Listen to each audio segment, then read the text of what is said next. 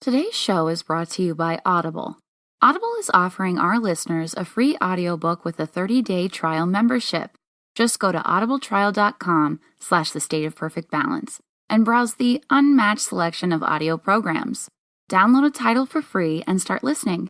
It's that easy. Go to audible.com/thestateofperfectbalance and get started today. The State of Perfect Balance looks at solved and unsolved murders from the smallest towns across Ohio. We appreciate every one of our subscribers and read your feedback faithfully. If you feel that what we do is worth a couple dollars each month, please consider becoming a supporter. You can find out more on Podbean.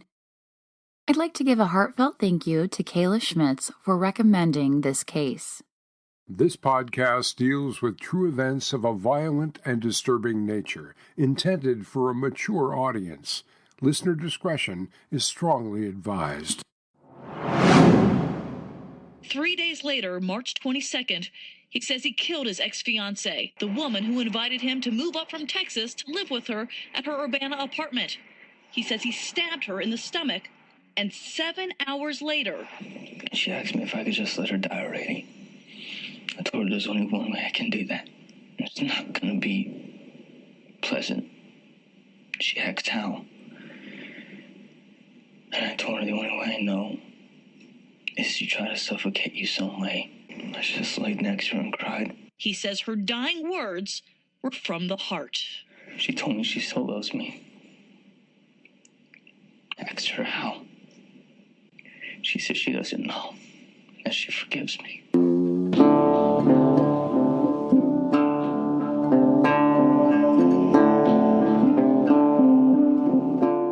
Hey guys, I'm your host Amanda, and this is The State of Perfect Balance.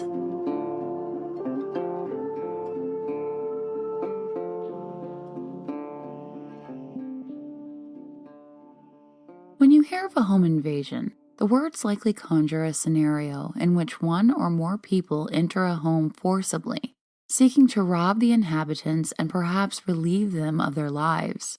And you'd be right. Such home invasions are rare enough that when something like that appears to have occurred, law enforcement is generally suspicious of the story from the get-go. But there are violent home invasions bent on robbery and murder. And then there are invasions of a home's peaceful space by increments, in which a guest is invited willingly, but they bring unwelcome others and still others, until a home is invaded by a horde of unknown and hostile squatters. Jessica Ray Sacco was born August 28, 1990, in Santa Clara, California. She struggled with difficult relationships, the taunting of her peers, and a serious mental disorder. She reached out for companionship in the only world in which she felt comfortable, the online world, where she found someone she thought could be her person. And this is her story.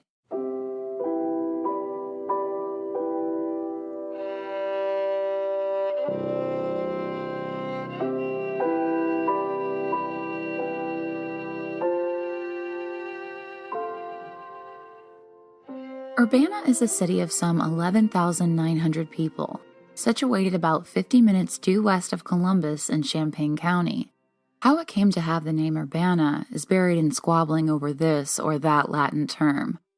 But the key point in the town's history came in 1897, when a lynch mob sprung a black man from jail and hanged him without a trial on suspicion of killing a white person, showing us that the terrible practice of lynching is not just a Southern thing. Today, Urbana has a swell skate park, named in memory of skateboarder Damian Prendergast, who died of cancer as a high school senior in 2013. Now, before I fell from heaven and into my husband's life, bringing him immense joy and happiness, he was single. And one morning, he came downstairs to find someone he didn't know very well asleep on his couch. A mutual friend had told this person where to find the emergency key on the porch, and they let themselves in before the sun came up. Absolutely bizarre. And, knowing what we now know about these situations, pretty freaking dangerous. Jessica Sacco was age 20 in 2011, When in Florida, she tried to make a go of things with her boyfriend. It didn't work out, and she was at a loss for what to do next. Jessica had been diagnosed with bipolar disorder, something for which she took daily medication to keep the wide swings between extreme highs and dreadful lows less erratic. Susan Taynor, Jessica's mom, suggested she might do well to come live in Ohio near her for a while. It was a quiet area where she could catch her breath, and Susan would be glad to help her with rent until she got up and running on her own. Mother and daughter had not always gotten along well, but it seemed like a good chance to start again, so Jessica agreed. She moved to Ohio.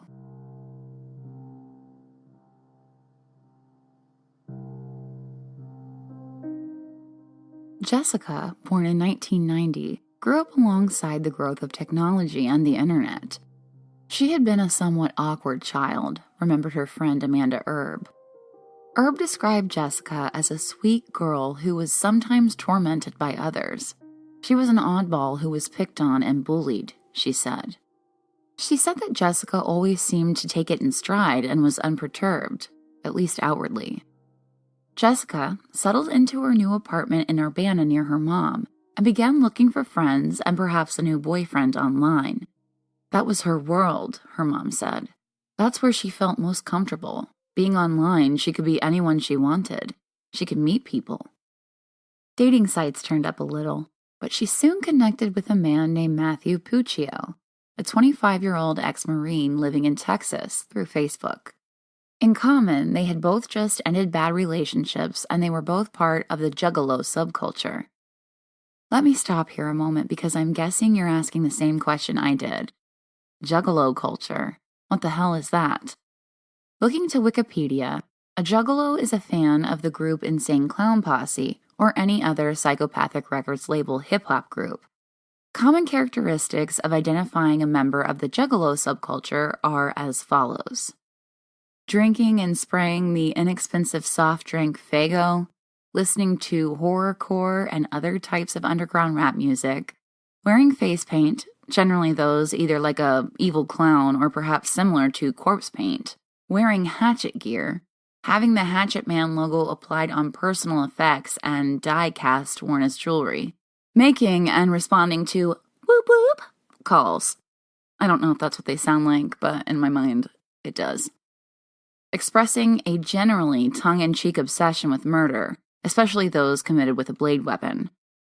I'm still not sure I know what juggalo culture is, or what half of that even means, but okay.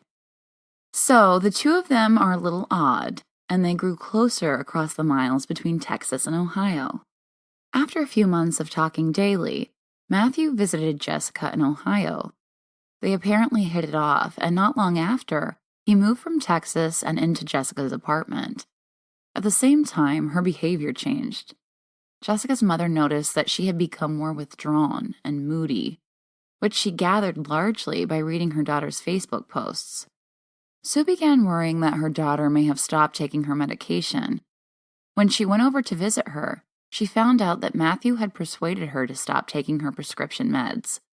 Really, the only thing I could do, she's an adult, so I just kind of said, "Is that what you want?" And she said yes. I said okay, and I walked out. Halting her medication was not a very good idea. Patients with bipolar disorder exhibit alternating periods of manic highs during which they have extreme energy, little need for sleep, and may make unwise, poorly thought-out decisions. Manic periods are followed by extreme depression, heightened negativity in general, and an avoidance of others. Bipolar disorder brings an increased risk of self-harm and suicide. Medication can help tremendously, and to go off the regulation offered by such medication is, needless to say, risky. Not long after Sue visited her daughter and learned that she had stopped taking her medicine, Matthew, without much consultation with Jessica, invited two of his friends to come and live in the apartment with him and Jessica, Andrew Forney and his wife Candace. The Forneys didn't work, and they were essentially squatting in Jessica's home, something she wasn't super pleased about. Jessica let her new live-in boyfriend's friend stay, but it caused some strain in their relationship. Apparently, Matthew's uninvited friends didn't like Jessica either. They would often text their animosity towards her to Matthew, and they did so while the four were in the same room with one another. Remarkably, Puccio added more grief to Jessica's life by inviting more of his friends to move into Jessica's apartment. Matthew invited his buddies Sharon Cook and Chris Wright into the mix. Understandably, Jessica, who now found herself the victim of a creeping home invasion, started feeling unwelcome in her own home.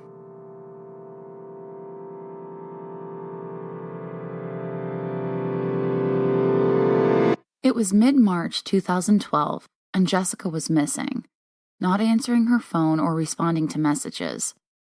Her mother became more and more concerned as her daughter failed to turn up. I just kept thinking, she's not answering her phone. Where is she? We started searching for her. We started going on her Facebook and asking friends. She went over to her daughter's apartment to try and find Jessica.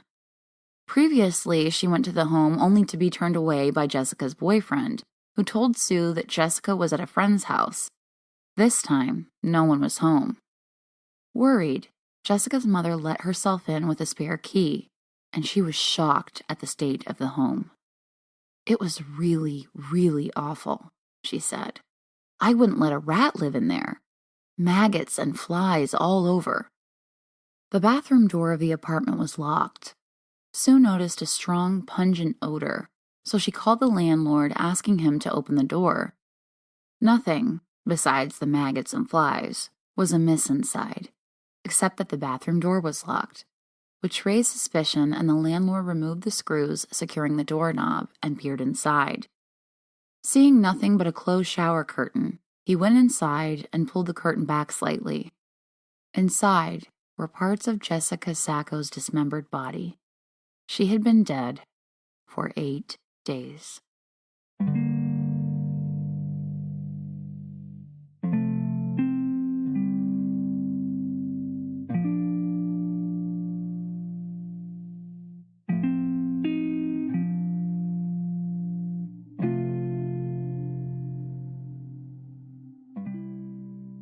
I pulled that curtain back and that was it, he said.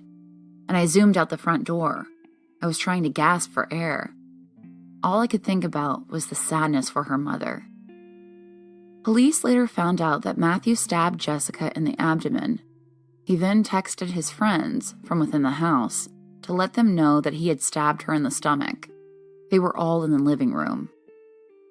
Jessica lived, and a couple hours later, Matthew suffocated her with a plastic bag. Then his 4 friends helped him dismember Jessica's body with a sword and knives. At one point, the 5 of them took a break from the dismemberment to eat McDonald's. Jessica's limbs were later dumped in southern Ohio and northern Kentucky.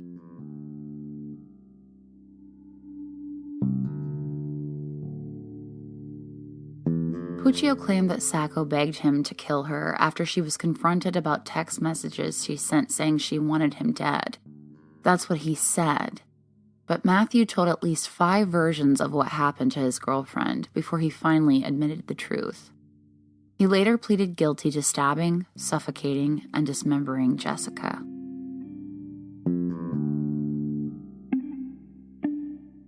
When he and Jessica met, Puccio said he was just trying to find new friends during a rough period in life, and Sacco provided the support he needed. I was just trying to meet new people, make new friends, Puccio said. I was having a rough time. My ex-fiancé walked out on me, took my son, my daughter. Jessica's friend, Amanda Erb, said she did not believe Puccio's claim that he killed her in self-defense and that she had begged for him to end her life. Puccio claimed that Jessica started crying and told me, "I wish I didn't have to die, but I understand what I did." She was pleading with me to slash her throat and slash her wrists, do something, and I told her, "No, I can't do that to you," and she told me to stab her then. So I just held my hand above her stomach, she grabbed my wrist and pulled it into her stomach. Herb said, "I had been telling her, you need to get him out of here." Maybe that's what set the whole thing off. Maybe she had had enough and was going to tell him to leave. I don't know. Jessica got picked on a lot in high school, And she would never even shoot those people a dirty look, she said. She would never hurt anyone.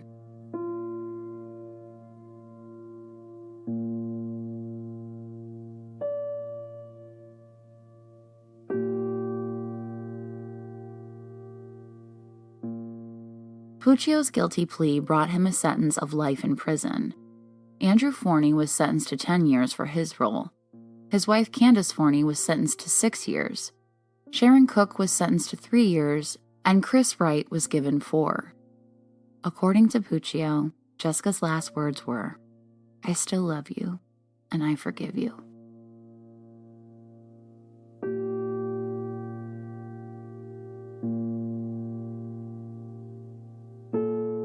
The motive that drove Puccio to stab and suffocate Jessica Sacco, then scatter her remains, is still unknown, and it is certainly a very strange case. People invaded her life and her home, and gradually, bit by bit, she was forced out of the life she was trying to build, and eventually out of existence.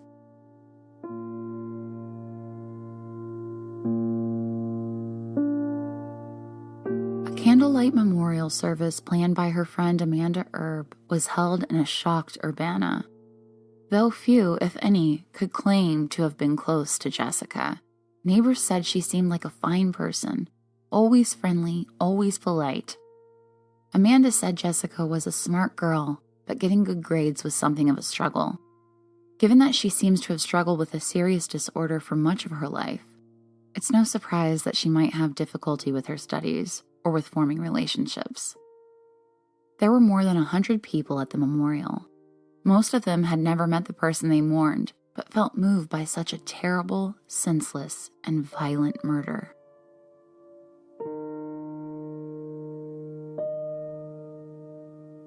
The absolute coldness of this killing is perhaps what brought so many out to grieve for her loss. Candace and Andrew Forney, Sharon Cook, and Christopher Wright invaded Jessica's home, contributed nothing at all to bills or chores, yet somehow had smartphones they could use while occupying her furniture and texting unkind things about their reluctant host. When Matthew Puccio, after stabbing Jessica in the stomach, sent a helpful text to the others in the next room that he had done so, they did nothing. Jessica apparently suffered with her wound for some time before Puccio returned to suffocate her, giving ample time for him and everyone in the house to come to their senses and get help for her. And when she was dead, the 5 of them cut her body into small pieces, a task so taxing they had to stop and go get a few quarter-pounders to fortify themselves to finish it. They left parts of her in the bathroom to be found by her mom days later and scattered the rest in 2 states. They didn't forcibly enter her home, rob and kill her and flee. Instead, they slowly came into her home as squatters, bullied and belittled her, ate her food, used her things, and then butchered her, just for the hell of it. The whole story is terribly sad and chilling, and 3 of the 5 criminal players in this drama are already back on the street.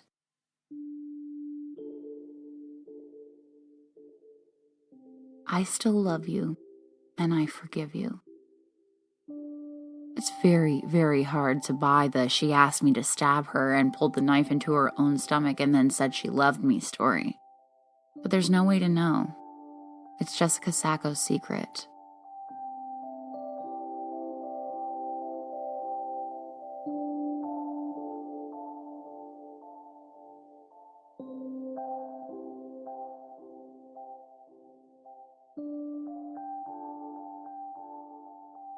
Thank you for listening to Season 2, Episode 3 of The State of Perfect Balance.